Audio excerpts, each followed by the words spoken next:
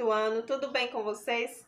Aqui é a professora Sônia e hoje teremos mais uma aula de redação. Na aula de hoje, nós vamos corrigir a atividade da página 139, que é sobre mídias em contexto. Em seguida, vocês vão precisar pegar o livro e abrir na página 140. Na página 140, nós vamos aprender sobre um novo gênero textual, que é o texto expositivo em livro didático e o infográfico. Então, peguem o livro de vocês que vamos começar. Antes de iniciarmos o conteúdo texto expositivo em livro didático e infográfico, vamos corrigir a atividade que ficou pendente da página 139. Mídias em contexto. Primeira questão. Outro emprego curioso da palavra lenda ocorre no anúncio abaixo. Analise-o. Vamos começar lendo o texto que nós temos no anúncio. Você está prestes a ter uma experiência sensorial espetacular. Ficar frente a frente com a Nissan 350Z, um dos mais cobiçados e desejados cupês esportivos do mundo. Esse verdadeiro mito da indústria automobilística esportiva estará em exposição para que você possa vê-lo bem de pertinho, levando assim seus 5 sentidos ao limite. Não deixe de conhecer essa lenda sobre as 4 rodas. Será um momento único. Letra A. Um recurso muito utilizado nos textos em geral é a sinonímia, isto é, o emprego de palavras de sentido semelhante com o objetivo de evitar repetições desnecessárias. No texto acima, identifique a palavra utilizada como sinônima de lenda. A resposta para esta questão é a palavra mito. Letra B. No título do anúncio, o autor faz referência a uma expressão popular. Que expressão é essa? E o que ela significa? A expressão popular é o X da questão, utilizada para designar o aspecto mais importante de um tema. Segunda questão. No título do anúncio, o veículo é identificado como uma lenda. No texto que vem na sequência, o autor do anúncio explica por quê. Você está prestes a ter uma experiência sensorial espetacular. Ficar à frente com a Nissan 350Z. Letra A. Por que o autor empregou o negrito no texto? Então, ele empregou em negrito para chamar a atenção do leitor, para o que ele definiu como uma experiência sensorial espetacular. Letra B. Considerando o que estudamos neste capítulo a respeito do gênero textual lenda e o contexto em que foi empregado o anúncio destacado em negrito, explique por que ficar frente a frente com a Nissan 350Z seria uma experiência sensorial espetacular. Como o veículo é identificado como uma lenda, isto é, como algo sobrenatural, ficar diante dele seria uma experiência fantástica, tanto quanto ficar diante de um personagem lendário, a exemplo do Saci ou do lobisomem. E aqui encerramos o capítulo 3. Caso vocês tenham alguma dúvida em relação ao conteúdo que foi visto, anotem tudo o que for necessário. Em uma próxima oportunidade, nós discutiremos sobre as dúvidas e revisaremos todo o conteúdo. Agora, iniciaremos o texto expositivo em livro didático e infográfico. Capítulo 4. Design da informação. Caracterizando o gênero. Vivemos, sem dúvida, na era da informação. Ter, acessar e divulgar informações significa estar inserido na cultura atual de maneira significativa e com alguma vantagem social.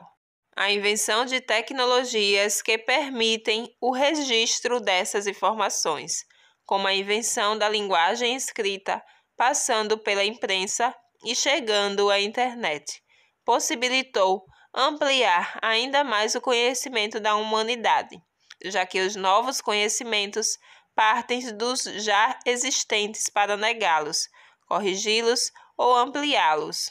Para a documentação e a transmissão do conhecimento, cujo espaço de compartilhamento preferido é a internet, fazemos uso de textos expositivos, aqueles em que há o objetivo de explicar uma temática e se veicular informações. Neste capítulo, trabalharemos com 3 gêneros textuais tipicamente expositivos: o texto expositivo em livro didático, o infográfico e a notícia. Nas páginas 142 a 145, nós temos alguns textos que foram retirados do livro didático Geografia Sem Fronteiras, 6º ano. Nós devemos ler esses textos observando a combinação entre os textos verbais e não verbais, tendo em vista a abordagem e a exposição das informações. Texto 1, capítulo 5. A formação da Terra. Para que sejam realizadas pesquisas sobre a história do planeta Terra, além de sua estrutura e funcionamento, recorreremos aos estudos da geologia, ciência que se interessa por esses temas. Neste capítulo, entenderemos alguns aspectos já estudados pelos geólogos a respeito do nosso planeta. Muitas são as contribuições dos estudos geológicos para a humanidade. Dentre as principais descobertas da atualidade, podemos destacar o encontro e o estudo das rochas mais antigas já catalogadas. Esses materiais rochosos datam de aproximadamente 4,2 bilhões de anos. Outra descoberta recente da geologia é a camada pré-sal no litoral brasileiro. Essa grande reserva de combustíveis fósseis ampliou substancialmente as estimativas e a produção de petróleo, gás natural e biocombustíveis no Brasil. Observem o mapa de combustíveis fósseis e vamos ao tema 1. Tempo histórico e tempo geológico. A noção de tempo que o ser humano utiliza no dia a dia ou para contar sua própria história é a do tempo histórico. Esse tempo é baseado no relógio e no calendário que usamos, ou seja, em segundos, minutos, horas, dias, anos, décadas, etc. Essas medidas de tempo são suficientes para marcarmos nossa vida na Terra. Porém, nosso planeta existe há muito mais tempo que nós, humanos. Por isso, para estudarmos sua história, devemos ter como base o tempo geológico, que é medido numa escala de milhares, milhões e bilhões de anos. Esse tempo é calculado através dos estudos da geologia. Tema 2. De que a Terra é formada? Na geografia, há um princípio chamado conexão, que defende a independência dos diversos ambientes naturais e humanos. Segundo essa ideia, tudo na Terra está interligado.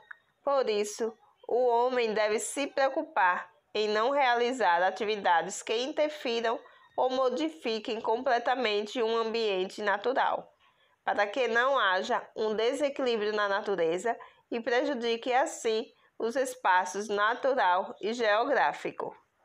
Existem na Terra 4 camadas que interagem direta e indiretamente, gerando um ambiente natural, complexo e rico. São elas: a litosfera, camada rochosa, a atmosfera, camada gasosa, a hidrosfera, camada líquida, e a biosfera, conhecida como camada da vida, que engloba as outras 3. Observe as informações na imagem ao lado. Tema 3. O surgimento da litosfera. Há cerca de 4,5 bilhões de anos, a Terra era sem forma e apresentava uma elevada temperatura em sua superfície. Lentamente, a temperatura foi diminuindo e os corpos celestes, estrelas, planetas, asteroides, etc., foram sendo formados. Durante o processo de resfriamento da Terra, uma camada rochosa começou a se formar, dando origem à camada mais superficial da Terra, a litosfera. Tema 4. As eras geológicas. Ao longo das pesquisas sobre a formação da Terra e o surgimento da vida, a ciência elaborou as chamadas eras geológicas, que são as fases do desenvolvimento do planeta. Algo semelhante ao que acontece com um ser humano, nascimento, infância, adolescência e assim por diante. Em cada fase, há uma série de transformações e mudanças. Essas eras geológicas têm como base os principais acontecimentos geológicos e biológicos, que dizem respeito às mudanças nas formas existentes na superfície terrestre e no surgimento da vida e sua evolução. Observe a tabela seguinte e faça uma breve leitura das eras e dos períodos e seus principais acontecimentos. Na página 144, nós temos o texto 2, que é a escala do tempo geológico. É necessário que vocês leiam esta escala. Estudamos até aqui o processo de evolução das espécies. No entanto, vale lembrar que nem sempre a Terra foi como a conhecemos hoje. Entender essas mudanças é fundamental para a compreensão dos processos evolutivos. O tempo geológico compreende uma linha de tempo que vai desde o surgimento da Terra aos dias atuais, compreendendo éons, eras, períodos e épocas. No quadro da página anterior, vemos uma síntese dos principais acontecimentos nesse período. Antes de finalizarmos, vamos responder o para discutir. Para discutir. Primeira questão. Qual é a intenção comunicativa dos textos 1 e 2?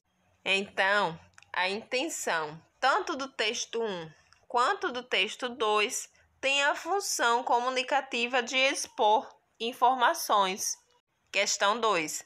Para quem esses textos foram produzidos? Por serem produzidos para compor um livro didático, ambos os textos se destinam aos alunos e aos professores que utilizarão a obra. Terceira questão. Como você pode perceber, tanto o texto 1 quanto o texto 2 são compostos de uma mistura de textos verbais e não verbais. Essa combinação favorece ou dificulta a intenção comunicativa desses textos. Podemos observar que a combinação entre os textos verbais e não verbais favorece a exposição das informações. Agora, para melhor compreensão de tudo que foi visto nesta aula, vocês deverão fazer a atividade das páginas 146 a 150. Em uma próxima oportunidade, nós corrigiremos. Até a próxima aula e tchau, tchau!